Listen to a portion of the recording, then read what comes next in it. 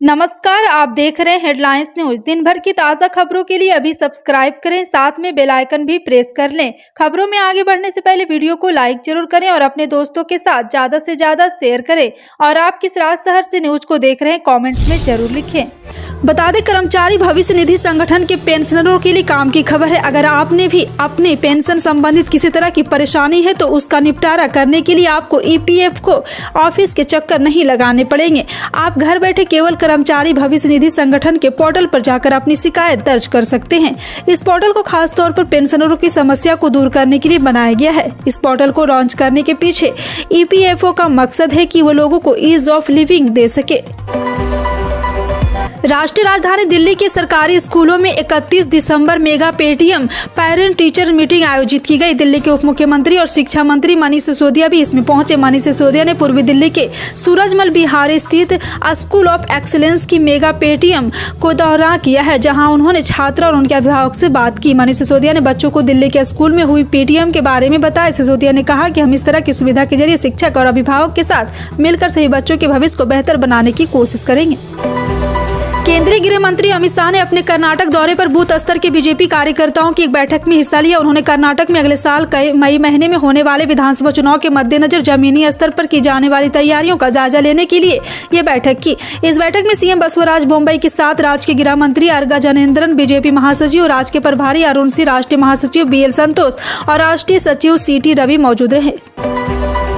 दुनिया भर में पिंक सिटी के नाम से मशहूर जयपुर आज पूरी तरह से न्यू ईयर के जश्न में डूबने के लिए तैयार है। न्यू ईयर के स्पेशल ढंग से सेलिब्रेट करने के लिए देश विदेश के हजारों टूरिस्टों ने गुलीब नगरी में डेरा डाल दिया है। क्रिसमस की छुट्टियों के साथ ही जयपुर में देश विदेश के सैलानियों की आवक लगातार बढ़ी हुई है। क्रिसमस के धमाकेदार सेलिब्रेशन के बाद अब न्यू ईयर के जश्न की तैयारियों ने यहाँ के पर्यटन को पंख लगा दिए। अनुमान जताया जा रहा है कि क्रिसमस से न्यू ईयर सेलिब्रेशन तक जयपुर में 500 करोड़ से ज्यादा का कारोबार होगा। हिंदुस्तानी अवाम मोर्चा के मुखिया और पूर्व मुख्यमंत्री जीतन राम मांझी ने बिहार में गुजरात की तर्ज पर शराबबंदी कानून लागू करने की मांग नीतीश कुमार से की है। मीडिया से बात करते हुए जीतन राम मांझी ने कहा है कि गुजरात में भी शराबबंदी कानून लागू है, लेकिन वहां इस तरह की बातें नहीं हो रही है। मांझी ने कहा कि गुजरात में सब जगह लिमिट में और कहीं जरूरत है तो परमिट के साथ लोगों को शराब मिल जाती है। मांझी ने मांग की है कि बिहार में भी ऐसा होना चाहिए। तेलंगाना राज्य लोक सेवा आयोग ने ग्रुप 3 के पदों को भरने के लिए आवेदन मांगे। इच्छुक एवं योग्य उम्मीदवार जो इन पदों के लिए आवेदन करना चाहते हैं वो TSPSC के आधिकारिक वेबसाइट tspsc.government.in पर जाकर अप्लाई कर सकते हैं और इन पदों के लिए आवेदन प्रक्रिया 24 जनवरी से शुरू होगी। नए साल के जश्न के मौके को एयरलाइंस कंपनियां जमकर भुना रही है। नए साल को सेलिब्रेट करने के लिए अक्सर लोग अच्छे टूरिस्ट स्पॉट पर जाना पसंद करते हैं। बस लोगों के इस शौक पर दम पर एयरलाइंस कंपनियां अपनी जेबें ढीली करने में जुटी है। सीमित छुट्टियों में जल्दी जाने और जल्दी वापस आने का एक ही विकल्प है और वो है एयरलाइंस। इसको देखते हुए एयरलाइंस कंपनियों ने अपना किराया 2 से 3 गुना तक बढ़ा दिया है। करंट टिकट पर मनमाना किराया वसूला जा रहा है।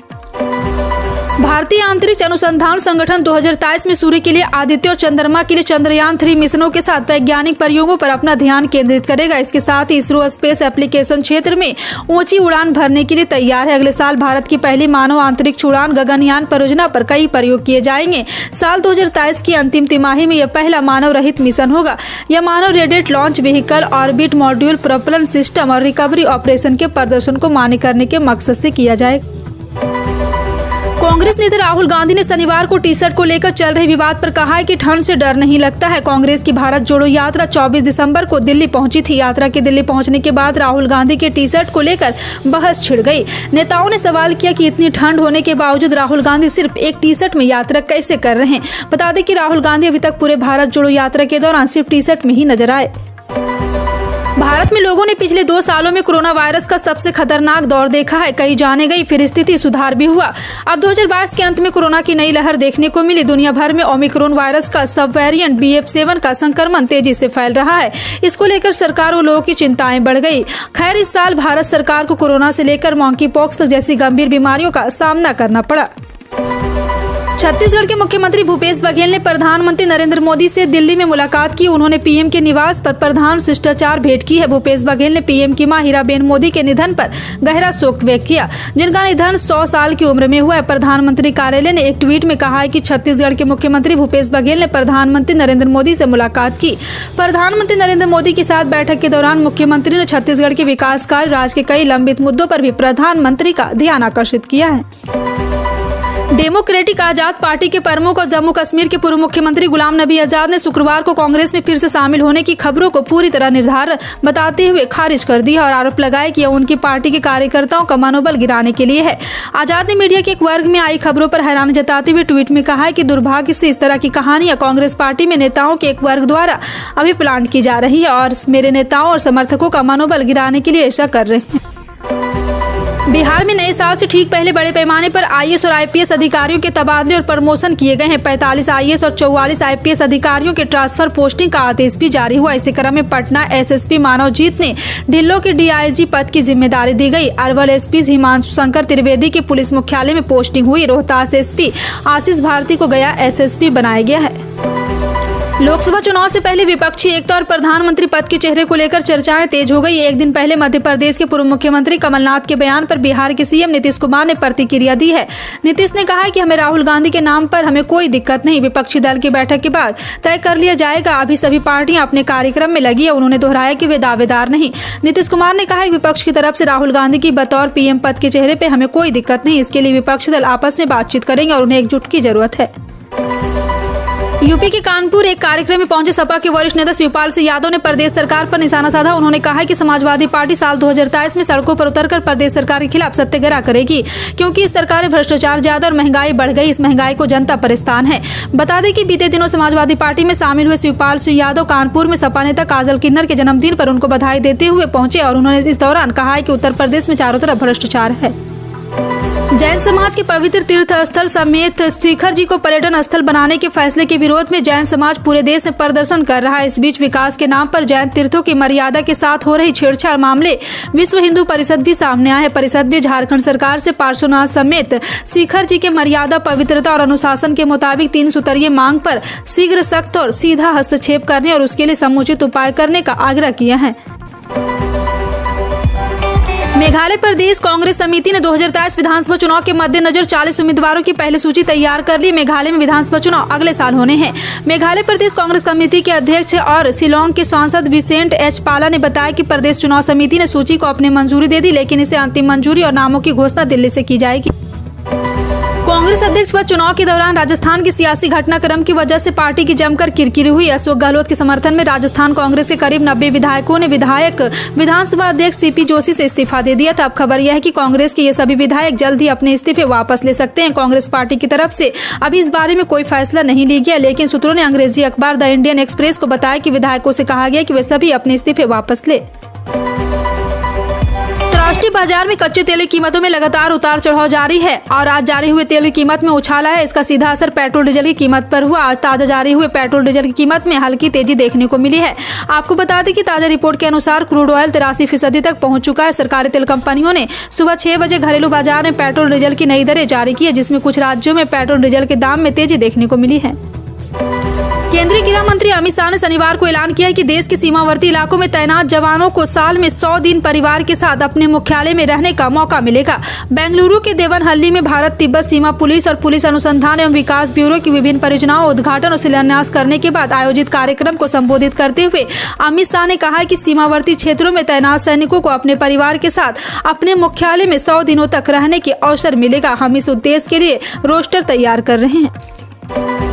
असम मंत्रिमंडल ने शनिवार को 4 जिलों को मौजूदा जिलों में विलय करने और 14 स्थानों पर फिर से सीमाएं तय करने का फैसला किया। यह फैसला विधानसभा और संसदीय सीटों के लिए परिसीमन अभ्यास शुरू की जाने की चुनाव आयोग की डेडलाइन से एक दिन पहले लिया गया। नई दिल्ली में असम कैबिनेट की बैठक में यह फैसला लिया गया। इसके मुताबिक विश्वनाथ जिलों को सोनीतपुर, होजई गाँव और बाजिका पारपेटा के तलासुम बक्सा में डाल दिया जाएगा।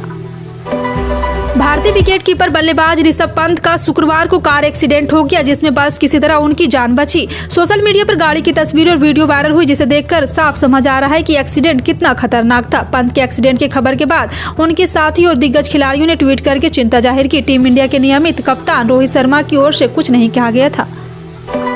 मोदी सरकार ने साल 2016 में नोटबंदी का फैसला लिया था, जिसमें 500 और 1000 के नोट बैन कर दिए गए थे। सरकार के इस फैसले की कई लोगों ने आलोचना भी की। सुप्रीम कोर्ट ने भी इसके खिलाफ कई याचिकाएं दायर की। अब सुप्रीम कोर्ट की संविधान पीठ उन याचिकाओं पर फैसला सुनाने वाली है। नए साल के दूसरे दिन यानी 2 जनवरी को संविधान पीठ के 2 जज नोटबंदी पर अलग अलग फैसला पढ़ेंगे। इससे पहले 7 दिसंबर को पीठ ने फैसला सुरक्षित किया था। रूसी राष्ट्रपति व्लादिमीर पुतिन ने अपने चीनी समकक्ष शी जिनपिंग को अगले वसंत में अपने देश का दौरा करने के लिए आमंत्रित किया। इसका उद्देश्य पश्चिमी देशों के बढ़ते दबाव का सामना कर रहे दोनों देशों के बीच रणनीतिक और सैन्य साझेदारी को बढ़ाना है। शी के साथ एक वीडियो कॉन्फ्रेंसिंग में पुतिन ने यूक्रेन युद्ध का जिक्र किए बिना आज अब भू राजनीति तनाव बढ़ रहा और रूस को चीन रणनीतिक साझेदारी इसी क्रम में कर सकते हैं। भारत की एग्री और प्रोसेस्ड फूड की दुनिया भर में लगातार मांग बढ़ रही। कॉमर्स मिनिस्ट्री के द्वारा जारी किए गए आंकड़ों के अनुसार मौजूदा वित्त वर्ष में अप्रैल से नवंबर की अवधि के बीच इन उत्पादों का निर्यात बढ़ता जा रहा है और $17 के पास पहुंच गया है। और इस अवधि के दौरान सबसे ज्यादा ग्रोथ दाल, पोल्ट्री उत्पाद, बासमती चावल देखने को मिला है। देश में किसानों के भविष्य को सुधारने और उनको आर्थिक सुरक्षा प्रदान करने के लिए भारत सरकार कई योजनाओं का संचालन कर रही है। इसी सिलसिले में हम आपको भारत सरकार की बेहद ही शानदार स्कीम के बारे में बता रहे हैं। जी हां, आपको बता दें कि इस योजना के अंतर्गत 6000 रुपये की आर्थिक सहायता दी जाती है। और इस प्रधानमंत्री किसान सम्मान निधि योजना के तहत 6000 रुपये की राशि केंद्र सरकार 12वीं किस्त पैसे ट्रांसफर कर दी है, लेकिन 13वीं किस्त के पैसे का अब इंतजार खत्म होने वाला है। ऐसे में देश भर के करोड़ों किसान 13वीं किस्त का इंतजार कर रहे हैं। इसी सिलसिले में इन सभी खबरों पर क्या कहना है कमेंट सेक्शन में टाइप करके जरूर बताएं। इसी तरह की पल पल की अपडेट जानने के लिए जुड़े रहें आप अपने हेडलाइंस न्यूज के साथ। मिलते हैं अगली बड़ी खबर में, तब तक के लिए जय हिंद।